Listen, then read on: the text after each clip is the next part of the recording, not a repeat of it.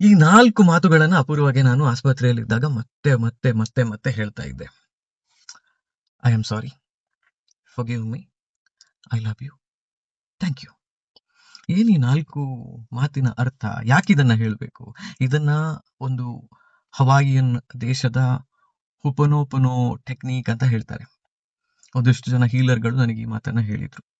ಅವರ ಪ್ರಕಾರ ನಾವು ಬದುಕಿನಲ್ಲಿ ಅನುಭವಿಸುವಂತಹ ಪ್ರತಿಯೊಂದು ಕಷ್ಟಗಳು, ಪ್ರತಿಯೊಂದು ನೋವಿಗೆ ಕಾರಣ ನಮ್ಮ ಸೋಲ್ ಕಾಂಟ್ರಾಕ್ಟ್ಗಳು, ನಾವು ಕೇಳಿಕೊಂಡು ಬಂದಿರುವಂತಹ ವಿಚಾರಗಳು.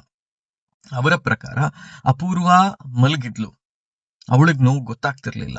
ನೋವನ್ನ ಅನುಭವಿಸುತ್ತಾ ಇದ್ದದ್ದು ಅವಳನ್ನ ನೋಡಿಕೊಂಡು ಇಡೀ ದಿನ ಕೂರ್ತಿದ್ದಂತಹ ನಾನು.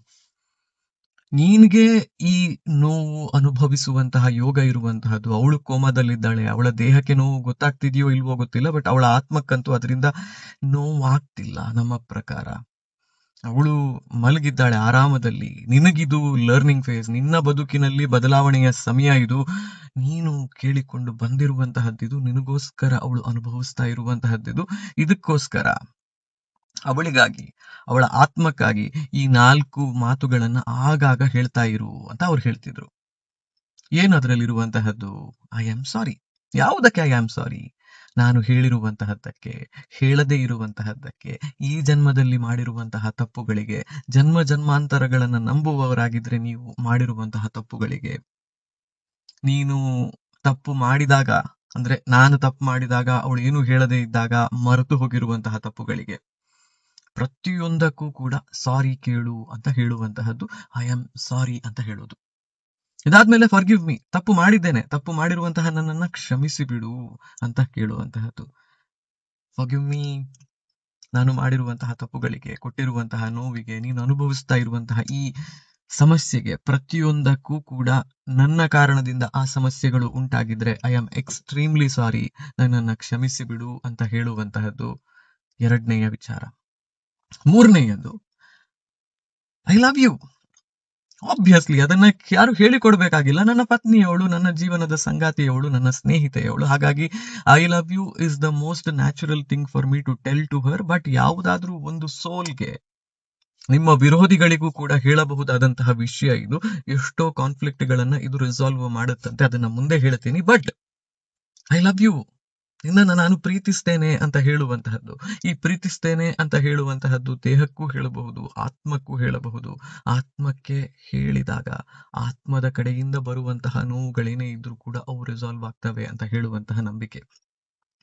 ಕೊನೆಯದ್ದು ಥ್ಯಾಂಕ್ ಯು, ಬದುಕನ್ನ ಹಂಚಿಕೊಂಡದ್ದಕ್ಕೆ, ನನ್ನ ಪಾಠಗಳನ್ನ ನನಗೆ ಕಲಿಸೋದಕ್ಕೆ, ನೋವನ್ನ ಅನುಭವಿಸಿದ್ದಕ್ಕೆ, ನನ್ನ ಮಗಳ ತಾಯಿಯಾಗಿದ್ದಕ್ಕೆ, ಆ ಮಗುವನ್ನ 9 ತಿಂಗಳು ಹೊಟ್ಟೆಯಲ್ಲಿ ಹೊತ್ತುಕೊಂಡು ತಿರುಗಿದ್ದಕ್ಕೆ, ಹೆತ್ತ ಮೇಲೆ ಆಕೆಗೆ ಹಾಲು ಕುಡಿಸಿ ಪೋಷಣೆಯನ್ನ ಕೊಟ್ಟು ರಾತ್ರಿ ನಿದ್ರೆಗೆಟ್ಟು ಅವಳನ್ನ ಬೆಳೆಸಿದ್ದಕ್ಕೆ, ಪ್ರತಿಯೊಂದಕ್ಕೂ ಥ್ಯಾಂಕ್ ಯು. ನನ್ನ ಅಪ್ಪ ಅಮ್ಮನಿಗೆ ಮುದ್ದಿನ ಸೊಸೆಯಾಗಿ, ನಿನ್ನ ಅಪ್ಪ ಅಮ್ಮನಿಗೆ ಮುದ್ದಿನ ಮಗಳಾಗಿ, ಅಣ್ಣನಿಗೆ ತಂಗಿಯಾಗಿ, ನನ್ನ ಅಕ್ಕ ಭಾವನಿಗೆ ತಂಗಿಯಾಗಿ ಇದ್ದದ್ದಕ್ಕೆ, ಪ್ರತಿಯೊಂದಕ್ಕೂ ಥ್ಯಾಂಕ್ಸ್ ಅಂತ. ನನ್ನನ್ನ ನಿನ್ನ ಸ್ನೇಹಿತರಿಗೆ ಪರಿಚಯಿಸಿಕೊಟ್ಟು ಅವರನ್ನ ನನ್ನ ಸ್ನೇಹಿತರನ್ನಾಗಿಸಿದ್ದಕ್ಕೆ ಪ್ರತಿಯೊಂದಕ್ಕೂ ಥ್ಯಾಂಕ್ಸ್ ಹೇಳಿ ಅಂತ ಹೇಳುವ ಕಾರಣಕ್ಕೆ ಥ್ಯಾಂಕ್ಸ್ ಹೇಳೋದಕ್ಕೆ ಶುರು ಮಾಡಿದ್ದು. ಎಲ್ಲೋ ಮುಂದೆ ಹೋಗಿಕೊಂಡು, ನಮ್ದು ತುಂಬಾ ದೊಡ್ಡ ಜರ್ನಿ ಅಲ್ಲ, 134 ದಿನದ ಜರ್ನಿ. ಈ ಜರ್ನಿಯಲ್ಲಿ ಐ ರಿಯಲೈಸ್ಡ್ ಸಮಥಿಂಗ್. ಇದನ್ನ ನಾವು ಅವಳಿಗೆ ಹೇಳ್ತಿಲ್ಲ, ಅವಳ ಆತ್ಮಕ್ಕೆ ನನ್ನ ಆತ್ಮ ಹೇಳ್ತಾ ಇರುವಂತಹದ್ದು ಇದು ಅಂತ. ತುಂಬಾ ವಿಚಾರಗಳಿದ್ದಾವೆ ಈ ವಿಷಯದಲ್ಲಿ. ಸೋಲ್ಗಳ ಬಗ್ಗೆ ನೀವು ಅರ್ಥ ಮಾಡಿಕೊಂಡು ಹೋಗೋದಕ್ಕೆ ಹೋದ್ರೆ ಅಲ್ಲಿ ತುಂಬಾ ವಿಚಾರಗಳಿದ್ದಾರೆ. ನನಗೆ ಒಬ್ರು ಪರಿಚಯ ಆಗಿದ್ರು ಆ ಸಮಯದಲ್ಲಿ. ನಾನು ತುಂಬಾ ಜನರನ್ನು ಹೀಗೆ ಹೇಳ್ತಿರ್ತೀನಿ, ಅವ್ರು ಪರಿಚಯ ಆಗಿದ್ರು, ಇವರು ಪರಿಚಯ ಆಗಿದ್ರು ಅಂತ. Because I was exploring every damn thing possible. ಅವ್ರು ನಂಗೊಂದು ವಿಷಯವನ್ನ ಹೇಳಿದ್ರು. ನೀವಿಬ್ರು ಸ್ಪಿರಿಚುವಲ್ ಸಾಧನೆಯನ್ನ ಮಾಡಿದವರಾಗಿರಬಹುದು ಹಿಂದಿನ ಜನ್ಮದಲ್ಲಿ. ಅವಳಂತೂ 100% ಸ್ಪಿರಿಚುವಲ್ ಸಾಧನೆಯನ್ನ ಮಾಡಿದ್ದಾಳೆ. ನೀನು ಮಾಡಿದ್ದಿ ಅಂತ ನನಗೆ ಅನ್ಸುತ್ತೆ. You both are spiritually advanced. ಆದ್ರೆ ಅವಳು ನಿನಗಿಂತಲೂ ಅಡ್ವಾನ್ಸ್ಡ್ ಇದ್ದಾಳೆ. ಒಂದು ರೀತಿಯಲ್ಲಿ ನೋಡೋದಾದ್ರೆ ತುಂಬಾ ಏಜ್ಡ್ ಸೋಲ್ ಅವಳು. ತುಂಬಾ ಜನ್ಮಗಳನ್ನ ಎತ್ತಿ ಬಂದಿರುವಂತಹ ಆತ್ಮ ಅದು. ಇಂತಹ ಆತ್ಮಗಳು ಮಾತ್ರ ಇನ್ನೊಬ್ಬನನ್ನ ಮೇಲೆತ್ತೋದಕ್ಕೆ, ತಾವು ನೋವನ್ನ ಅನುಭವಿಸಿ ಅದರ ಮೂಲಕ ಇನ್ನೊಬ್ಬನನ್ನ ಎಲಿವೇಟ್ ಮಾಡ್ತಾವೆ. ಆಶೀಶ್, ಅವಳು ಮಾಡ್ತಾ ಇರುವಂತಹದ್ದು ಆ ಕೆಲಸ ಒಂದು ವೇಳೆ ನೀನ್ ಈ ನೋವನ್ನ ಅನುಭವಿಸುವವನಾಗಿದ್ದಿದ್ರೆ ನಿನಗಿದನ್ನ ಸಹಿಸಿಕೊಂಡು ಮೇಲೆ ಬರೋದಕ್ ಸಾಧ್ಯ ಇಲ್ಲ ಅಂತ ಅವಳಿಗನ್ಸಿತು. ನಿನ್ನ ನೋವನ್ನ ಅವಳು ತಕ್ಕೊಂಡ್ಲು, ಇದರಿಂದ ಹೊರಗೆ ಬರೋದಕ್ ಸಾಧ್ಯ ಇದೆ ಅನ್ನುವಂತಹ ಆಲೋಚನೆಯನ್ನ ಮಾಡಿ ಅವಳು ಹೊರಗೆ ಬರ್ತಾಳೆ ಇದರಿಂದ ಅಂತ ಕೂಡ ಅವ್ರು ಹೇಳಿದ್ರು. But for some reasons unexplained she was not able to come out of it. ಆದ್ರೆ ನನಗೆ ಇದರಲ್ಲಿ ಇರುವಂತಹ ಟೇಕ್ ಅವೇ ಏನ್ ಗೊತ್ತಾ, ಇವತ್ತು ನಾವು ಪವರ್ ಆಫ್ ಥಾಟ್ಸ್ ಅನ್ನ, ಪವರ್ ಆಫ್ ಕಾನ್ಶಿಯಸ್ ಥಿಂಕಿಂಗ್ ಅನ್ನ ತುಂಬಾ ಡೈಲ್ಯೂಟ್ ಮಾಡಿ ಹಾಕಿದ್ದೇವೆ. ಇನ್ಸ್ಟಾಗ್ರಾಮ್ ನಲ್ಲಿ, ಫೇಸ್ಬುಕ್ ನಲ್ಲಿ, ಯೂಟ್ಯೂಬ್ ನಲ್ಲಿ ತುಂಬಾ ಜನ ಥಾಟ್ ಕೋಚ್ಗಳು ಬಂದಿದ್ದಾರೆ ಇವತ್ತು. ಒಂದು ಲೆಟರ್ ತಗೊಳ್ಳಿ, ಲೆಟರ್ ನಲ್ಲಿ ನಿಮಗೆ ಏನ್ ಬೇಕು ಅಂತ ಅದನ್ನ ಬರ್ದಿಡಿ, ಅದನ್ನ ನಿಮ್ಮ ದಿಂಬಿನ ಕೆಳಗಡೆ ಇಟ್ಕೊಳ್ಳಿ, ದಿನ ಅದನ್ನ ನೋಡಿ, ನಿಮ್ಮ ಥಾಟ್ಸ್ ಕೆಲಸ ಮಾಡುತ್ತೆ ಅಂತೆಲ್ಲ ಹೇಳ್ತಾರೆ. In reality it is much more complex than that, but very simple also. ನಿಮ್ಮ ಮನಸ್ಸಲ್ಲಿ ಏನು ಬೇಕು ನಿಮಗೆ ಅನ್ನೋದನ್ನ ಸರಿಯಾಗಿ ಆಲೋಚನೆ ಮಾಡೋದಕ್ಕೆ ಸಾಧ್ಯ ಆದ್ರೆ, ಅದರ ಕುರಿತೆ ತಪಸ್ಸು ಮಾಡುವ ರೀತಿಯಲ್ಲಿ ನಿಮಗೆ ಹೋರಾಟ ಮಾಡೋದಕ್ಕೆ ಸಾಧ್ಯ ಇದ್ರೆ, you will get desired results in your life. ನಾನು ಇವತ್ತಿಗೂ ಕೂಡ ಕಣ್ಣು ಮುಚ್ಚಿಕೊಂಡು ರಿಯಲೈಸ್ ಮಾಡೋದಕ್ಕೆ ಪ್ರಯತ್ನ ಪಟ್ರೆ I can still go back to the days in hospital, holding Appu's hand. ಬಲಗೈಯಲ್ಲಿ ಹಿಡ್ಕೋತಾ ಇದ್ದೆ, ಎಡಗೈಯನ್ನ ಅವಳ ಹಣೆಯ ಮೇಲೆ ಇಡ್ತಿದ್ದೆ, ಇದನ್ನೇ ಹೇಳ್ತಾ ಇದ್ದದ್ದು, Appu, I am sorry for everything that I have done wrong. I am sorry, please forgive me for all my mistakes. I love you. ನೀ ನನಗೆ ವಾಪಸ್ ಬೇಕು, ನೀನು ನನ್ನ ಲೈಫಿಗೆ ವಾಪಸ್ ಬರಬೇಕು, ಹುಷಾರಿ ಆಯಕು. You should get better, you should get well. ನೀನು ವಾಪಸ್ ಬರಬೇಕು. Thank you for giving me this experience, going through this pain, just to teach me what I need to learn in my life. Thanks for everything that you've given me. But now I want you to come back in life just for me to return the favor. ನಿನ್ನ ಲಾಯ್ಕಲ್ಲಿ ನೋಡಿಕೊಳ್ಳಬೇಕು, ನನಗೆ ನಿನ್ನ ಚಂದಕ್ಕೆ ನೋಡಿಕೊಳ್ಳಬೇಕು.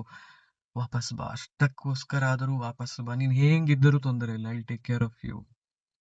ಹೀಗೆ ಏನೇನೋ ಹೇಳ್ತಾ ಇದ್ದೆ ಉದ್ದಕ್ಕೆ. ಅವಳು ವಾಪಸ್ ಬಂದಿದ್ದಿದ್ರೆ ನಾನು ನೋಡಿಕೊಳ್ತಿದ್ದೆ ಕೂಡ. ನನ್ನ ಆಲೋಚನೆ ಆ ಕ್ಷಣಕ್ಕೆ ಹೇಗಿತ್ತು ಅಂತ ಹೇಳಿದ್ರೆ, ಆಗ 68,000-69,000 ಫಾಲೋವರ್ಸ್ ಫೇಸ್ಬುಕ್ ನಲ್ಲಿದ್ರು. ಅದಕ್ಕಿಂತ ಹೆಚ್ಚು ಫೇಸ್ಬುಕ್ ಅಲ್ಲಿ ನಮ್ಮ ಜರ್ನಿಯನ್ನ ನೋಡಿದಂತಹ ಸ್ನೇಹಿತರಿದ್ರು. ಒಂದು ವೇಳೆ ದುಡ್ಡು ರೈಸ್ ಮಾಡ್ಬೇಕು ಅಂತ ಹೇಳಿದ್ರೆ, ಒಂದು 2-3 ಕೋಟಿ ರೂಪಾಯಿಯಷ್ಟು ದುಡ್ಡನ್ನ ಅವಳ ಚಿಕಿತ್ಸೆಗೆ ರೈಸ್ ಮಾಡಬೇಕು ಅಂತ ಹೇಳಿದ್ರು ಕೂಡ ಅದನ್ನು ಮಾಡೋದು ಸಾಧ್ಯ ಇದೆ ಅಂತ ಅನಿಸೋಕೆ ನನಗೆ ಶುರುವಾಗಿತ್ತು. ಅವಳೊಂದು ಸ್ವಲ್ಪ ಹುಷಾರಾಗಿದ್ದಿದ್ರೆ ಅವಳನ್ನ ಕೇರಳದಲ್ಲಿ ಕೊಯಂಬತ್ತೂರ್ನಲ್ಲಿ ಇರುವಂತಹ ಒಂದು ಪ್ರಸಿದ್ಧ ಆಯುರ್ವೇದ ಆಸ್ಪತ್ರೆಗೆ ಕರ್ಕೊಂಡು ಹೋಗ್ಬೇಕು ಅಂತಿತ್ತು. ಆ ವೈದ್ಯರು ಕೂಡ ಬಂದು ಅವಳನ್ನ ನೋಡಿ, ಒಂದು ನರದ ಸಮಸ್ಯೆ ಇರುವಂತಹದ್ದು, ಅದು ಸರಿ ಆಯ್ತು ಅಂತ ಹೇಳಿದ್ರೆ ಅವಳನ್ನ ಮತ್ತೆ ಹುಷಾರ್ ಮಾಡೋದಕ್ ಸಾಧ್ಯ ಇದೆ. ಬಟ್ ಏನೇ ಮಾಡ್ಬೇಕು ಅಂತ ಹೇಳಿದ್ರು ಇಲ್ಲಿಂದ ಹೊರಗೆ ಬರ್ಬೇಕು, ಅವಳು ಬಂದ ಮೇಲೆ ಮಾತ್ರ ಆಯ್ತು ಅಂತ ಹೇಳಿದ್ರು. ಇನ್ನೊಬ್ರು ನಾಡಿಯನ್ನ ನೋಡಿ ಚಿಕಿತ್ಸೆ ಕೊಡುವವರ ಹತ್ರ ಮಾತಾಡಿದ್ದೆ, ಅವರು ಬಂದು ಅವಳನ್ನ ನೋಡಿ ಹೋಗಿದ್ರು. ಈ ಪರಿಸ್ಥಿತಿಯಲ್ಲಿ ಏನು ಮಾಡೋದಕ್ಕಾಗೋದಿಲ್ಲ. ಅವಳು ಸ್ವಲ್ಪ ಹುಷಾರಾಗ್ಬೇಕು, ಸ್ವಲ್ಪ ಹುಷಾರಾಗಿ ಇಲ್ಲಿಂದ ಹೊರಗೆ ಬಂದ್ಲು ಅಂತ ಹೇಳಿದ್ರೆ ಅಲ್ಲಿಂದ ನಮ್ಮ ಚಿಕಿತ್ಸೆಯನ್ನ ಶುರು ಮಾಡಬಹುದು. We can take care, we can make Har better ಅಂತ ಅವರು ಹೇಳಿದ್ರು.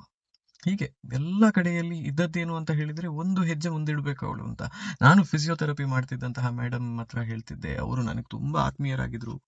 ಮೇಡಮ್ ಒಂದೇ ಒಂದು ಮಾತು, ಅವಳು ಒಂದು ವೇಳೆ ಪ್ರಜ್ಞೆಯನ್ನ ಪಡೆದು ಅವಳಿಗೆ ನಾವ್ ಏನ್ ಹೇಳ್ತಿದ್ದೇವೆ ಅನ್ನೋದು ಕರೆಕ್ಟ್ ಆಗಿ ಅರ್ಥ ಆಗಿ ಒಂದ್ ಸ್ವಲ್ಪ ರಿಯಾಕ್ಟ್ ಮಾಡೋದಕ್ಕೆ ಶುರು ಮಾಡಿದ್ರು ಸಾಕು, ನೋಡಿ 1 ತಿಂಗಳಲ್ಲಿ ಎದ್ದು ಕೂರ್ತಾಳೆ ಅವಳು. 100% ಹುಷಾರಾಗೋದಕ್ಕೆ ಅವಳು 100% ಅನ್ನ ಕೊಡ್ತಾಳೆ. ಮಗಳಿಗೋಸ್ಕರ, ನನಗೋಸ್ಕರ ಅದನ್ನಂತೂ ಅವಳು ಗ್ಯಾರಂಟಿ ಮಾಡಿಯೇ ಮಾಡ್ತಾಳೆ ಅಂತ ಹೇಳಿದ್ದೆ. ಅಷ್ಟು ನಂಬಿಕೆ ಇತ್ತು ನನಗೆ. But again deviated from the topic. ನನ್ಗೆ ತುಂಬಾ ಜನ ಮೆಸೇಜ್ ಮಾಡ್ತೀರಿ, ಮರೈಟಲ್ ಇಶ್ಯೂಸ್ ಇದೆ ಅಂತ ಹೇಳಿಕೊಂಡು, ಗಂಡ ಹೆಂಡತಿ ಸರಿ ಇಲ್ಲ ನಾವು ಅಂತ ಹೇಳಿಕೊಂಡು, ಅಥವಾ ನನ್ನನ್ನ ಚೆನ್ನಾಗಿ ನೋಡಿಕೊಳ್ತಿಲ್ಲ, ಅವಳು ನನ್ನ ಹತ್ರ ಚೆನ್ನಾಗಿ ಮಾತಾಡ್ತಿಲ್ಲ, ರಿಲೇಶನ್ಶಿಪ್ ನಲ್ಲಿ ಇಶ್ಯೂಸ್ ಇದೆ ಅಂತೆಲ್ಲ ಹೇಳಿಕೊಂಡು. ನನಗೆ ಅರ್ಥ ಆಗಿರುವಂತಹದ್ದು ಬದುಕಲ್ಲಿಷ್ಟು, ನೀವು ಶುದ್ಧವಾದ ಮನಸ್ಸಿನಿಂದ ಸುಮ್ಮನೆ ಕೂತ್ಕೊಂಡು ಆ ಆತ್ಮದ ಜೊತೆಗೆ ಮಾತಾಡೋದಕ್ಕೆ ಶುರು ಮಾಡಿದ್ರೆ, what ever U C in your life today, ಏನೇ ಆಗಿರ್ಲಿ, ಇದು ನನ್ನ understanding, I am not telling ನನಗೆ ಗೊತ್ತಿದೆ ಇದು, ನಾನೇನೋ ದೊಡ್ಡ ಪಂಡಿತ ಅಂತ ಹೇಳಿ ನಾನು ಹೇಳ್ತಿಲ್ಲ, but this is my understanding of life. What ever it is, ಏನೇ ಆಗಿದ್ರು ಕೂಡ ನಿಮಗೊಂದು ಕೈಕಾಲು ನೋವು, ಹೇಳೋದಕ್ಕಾಗದೇ ಇರುವಂತಹ ಆಟೋ ಇಮ್ಯೂನ್ ಡಿಸಾರ್ಡರ್ಸು, ಮತ್ತಿನ್ನೇನೇನೋ ಇದೆಯೋ ಪ್ರತಿಯೊಂದು ಕೂಡ every damn thing is a manifestation of your thoughts. ನೀವು ಕಾನ್ಷಿಯಸ್ ಆಗಿ ಅನ್ಕಾನ್ಷಿಯಸ್ ಆಗಿ ಇದನ್ನ ಕೇಳಿಕೊಂಡಿರ್ತೀರಿ, ಅದನ್ನ ಪಡೆದಿರ್ತೀರಿ. You are taking care and you are manifesting it. ಇದನ್ನ ಪ್ರಾಯಶಃ ಡೀಟೇಲ್ಡ್ ಆಗಿ ಇನ್ನೊಮ್ಮೆ ನಾನು ಹೇಳ್ತೇನೆ, but this is my understanding. No matter what your thought is, no matter what your problems are, ಇಷ್ಟನ್ನ ಮಾಡೋದನ್ನು ಶುರು ಮಾಡಿ. ನಿಮ್ಮ ಹತ್ರ ನಿಮ್ಮ ದೇಹದಲ್ಲೇ ನಿಮಗೆ ನೋವಿದೆ ಅಂತ ಹೇಳಿದ್ರೆ, ಅಥವಾ ನಿಮ್ಗೆ ಇಂಟರ್ ಪರ್ಸನಲ್ ಇಶ್ಯೂಸ್ ಇದೆ ಅಂತ ಹೇಳಿದ್ರೆ, ಸುಮ್ಮನೆ ಕೂತ್ಕೊಂಡು I am sorry, forgive me, I love you, thank you.